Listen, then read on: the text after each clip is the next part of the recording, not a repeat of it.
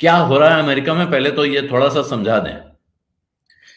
देखिए, सबसे पहले तो ये समझने की ज़रूरत है कि मध्यावधि चुनाव कहे क्यों जाते हैं। अमेरिका में परिपाटी ये है कि वहाँ संसदीय चुनाव हर 2 साल बाद होता है और राष्ट्रपति का चुनाव हर 4 साल बाद होता है। तो एक बार तो संसद का चुनाव, संसद का मतलब संसद के 2 सदन, जो जिसे हम यहाँ लोकसभा कहते हैं भारत में, उसके बराबर की वहाँ बराबर का जो सदन है, जिसको आप निचला सदन कह सकते हैं, वो है प्रतिनिधि सभा, जिसके 435 सदस्य होते हैं। इसके अलावा प्रवर सदन है, जिसे वहाँ सीनेट कहते हैं, हमारे यहाँ राज्यसभा कहते हैं। सीनेट में 100 सदस्य होते हैं।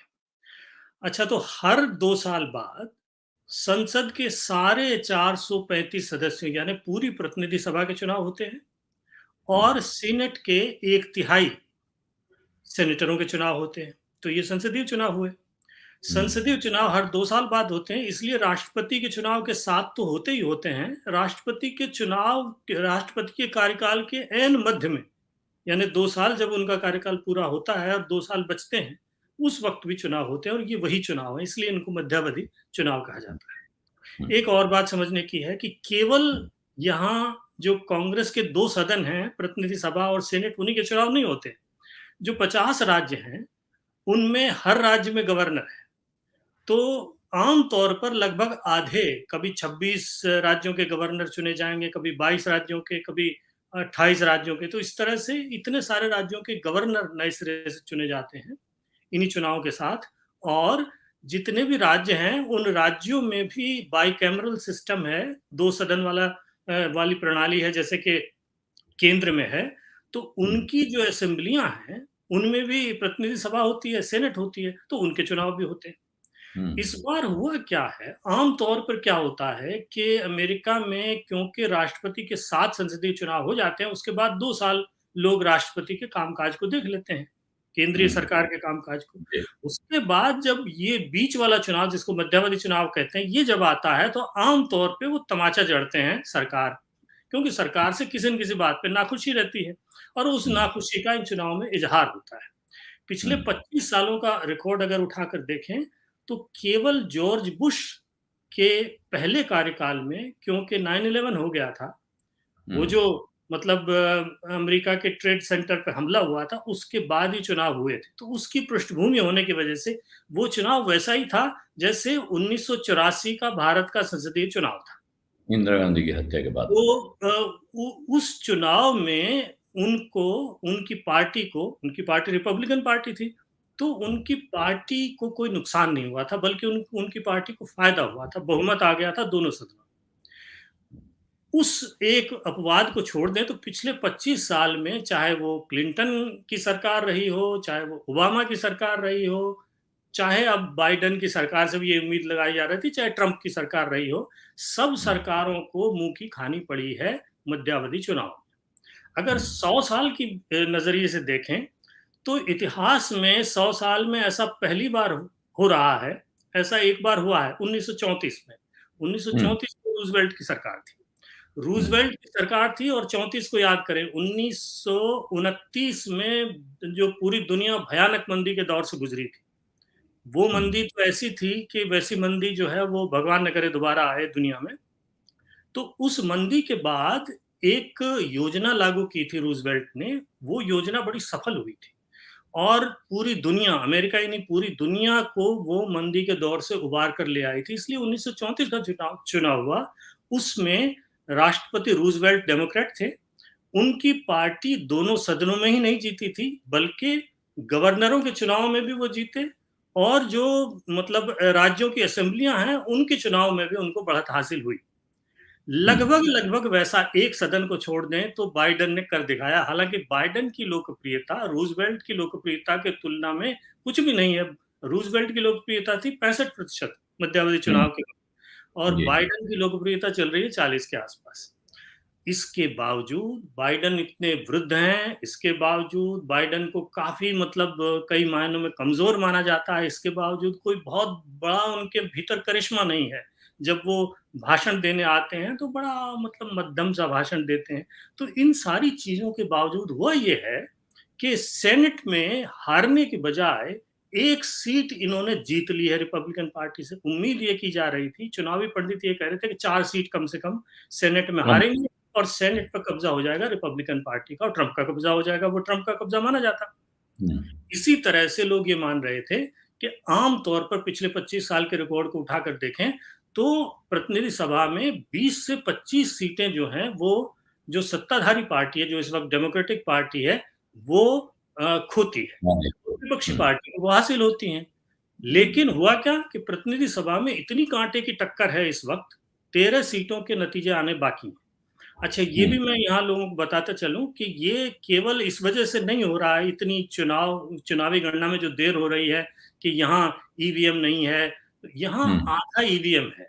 होता ये है कि आप जो है वो जब चुनाव में वोट देने आते हैं, तब आप मशीन पर ही वोट देते हैं और मशीन का टेबुलेशन होता है। लेकिन यहाँ स्थिति ये है कि बहुत से राज्यों में हर राज्य अपने चुनाव के अलग नियम बनाता है और उन नियमों के अनुसार कोई राज्य 2 हफ्ते पहले से मतदान अलाउ करता है, वहाँ मतदान शुरू हो जाता है।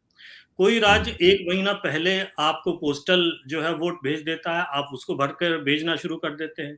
और बहुत से राज्य ऐसे हैं जिनमें से एक राज्य नवाडा है और एरिज़ोना है, जहाँ अभी भी काउंटिंग चल रही है। ऐसे 2-3 राज्य और हैं, कैलिफ़ोर्निया भी है उनमें, कि आपके जो पोस्ट किए हुए, जो डाक से भेजे हुए जो वोट हैं, उनका इंतज़ार चुनावी तारीख के 2 हफ्ते बाद तक किया जाता है। 1.5 हफ्ते, 10 दिन तो पक्का ही पक्का। तो जब तक वो नहीं आ जाते, तब तक आप चुनाव के नतीजे घोषित नहीं कर सकते। मतलब अपवाद ये होता है कि अगर किसी उम्मीदवार को 60% मिल गए तो उसके बाद आते रहे, वो पहले ही नतीजा घोषित कर दिया जाता है। आखिरी तौर पर मुहर नहीं लगती, लेकिन घोषित हो जाता है। तो ये हो रहा है कि बड़ी भारी संख्या में 20%, कई राज्य, कई जिले ऐसे हैं जहाँ 50% लोग डाक से मतदान दे देते हैं। तो वो जो डाक से जितने भी वोट आए, वो तो मशीनों से आते नहीं हैं। वो तो बाकायदा जो है, वो जो 1 पेज का, 2 पेज का जो फर्रा है, उसके ऊपर आते हैं। और उसमें केवल जो है वो संसदीय उम्मीदवार का नहीं है, उसमें संसदीय उम्मीदवार भी है, उसमें सेनेट का उम्मीदवार भी है, उसमें राज्य के गवर्नर का उम्मीदवार भी है, उसमें राज्य की जो है वो आपकी प्रतिनिधि सभा और राज्य की सेनेट के उम्मीदवार भी हैं, उसमें बहुत से जजों के चुनाव भी होते हैं, वो भी हैं, बहुत से मेयरों के चुनाव होते हैं, वो तो तमाम तरह के चुनाव हैं जिनकी लंबी चौड़ी लिस्ट होती है। तो वो तो इतने सारे वोट उनको एक साथ देने होते हैं, एक आदमी इतने सारे अलग-अलग बैलेट पेपर साइन होते हैं और उन वोटों को न केवल अच्छी तरह से पहचानना, रिकॉर्ड करना, बल्कि सबसे बड़ी समस्या ये होती है कि वो असली है कि नकली। क्योंकि वो 2 तरह से आते हैं, एक तो डाक से सीधा आपने डाल दिया तो डाक से आ गया, दूसरा कई बक्से लगाए जाते हैं शहरों में, बड़ी-बड़ी जगहों पर। जैसे एक छोटा शहर है 20,000 की आबादी का, तो पता चला वहाँ 50 बक्से लगा दिए जगह-जगह। उन बक्सों में भी वो जाकर के वोट डाल सकते हैं, तो वो बक्से अलग से आते हैं। जो डाक से जो मतलब वोट आते हैं, वो अलग से आते हैं। जो एडवांस में वोट करते हैं, चुनाव मतलब मतदान केंद्रों में जाके पिछले 15 दिन से जो चुनाव में मतदान कर रहे हैं, वो अलग से होते हैं। तो वो तमाम तरह का रायता फैला रहता है, इसलिए वहाँ हमेशा मतगणना बड़ा भारी जो है उल-जलूल, उलझा हुआ काम होता है, इसलिए उसमें देर लगती है। अब अमेरिका क्योंकि सिलिकॉन वैली है, एक मतलब शिवकांत जी, ये माना जाए कि अभी ऐसा भी नहीं है कि आज रात में, कल सुबह इस तरह से नतीजे जो बचे हुए 13 हैं वो आने वाले हैं। नहीं, उनमें भी नहीं वाला। वो नतीजे अगर आ भी जाएंगे तो वो प्रोजेक्शन होंगे। असली जो आखिरी वोट तक गिनती और उसके बाद जो निर्वाचन अधिकारी उस पर जो मोहर लगाएगा, उसमें अभी भी टाइम लगेगा। तो कुल मिलाकर के इस बार हुआ ये है कि सेनेट में जो सत्ताधारी डेमोक्रेटिक पार्टी है, वो हारने की बजाय 1 सीट जीत गई, तो अब उसका बहुमत हो गया सेनेट में। प्रतिनिधि सभा में 20 से 25 सीटें हारने की बजाय मुश्किल से जो सत्ताधारी पार्टी है, वो 6 या 5 सीटें हारेगी। तो इनका जो बहुमत होगा, जो विपक्षी पार्टी है, उसका बहुमत जो आएगा वो 1 या 2 सीट का होगा। अच्छा, जो राज्यों के गवर्नर हैं, उनमें 3 राज्य ऐसे हैं जिनमें रिपब्लिकन गवर्नर थे, उनको हरा करके डेमोक्रेटिक गवर्नर आ गए हैं। तो गवर्नरों के जो है चुनाव, वो उसमें ही आगे हो गए हैं। वो भी जो है वो सत्ताधारी पार्टी जीत गई है। और बहुत सी जो राज्यों की जो असेंबलियां हैं, उनके जो सदन हैं, उनके चुनाव में भी रिपब्लिकन पार्टी को हार मिली है और डेमोक्रेटिक पार्टी जीती है। तो इन सारे चुनावों पर अगर आप एक संवेद दृष्टि डालें, तो ऐसा पहली बार हुआ है 1934 के बाद कि सत्ताधारी पार्टी जो है वो न केवल अपने वोट बचाने में कामयाब हुई है, उसने बल्कि विपक्षी पार्टी से कई सीटें छीनी हैं। अपनी ताकत बढ़ा ली है उसने। सत्य हिंदी का ऐप डाउनलोड करें गूगल प्ले स्टोर पर।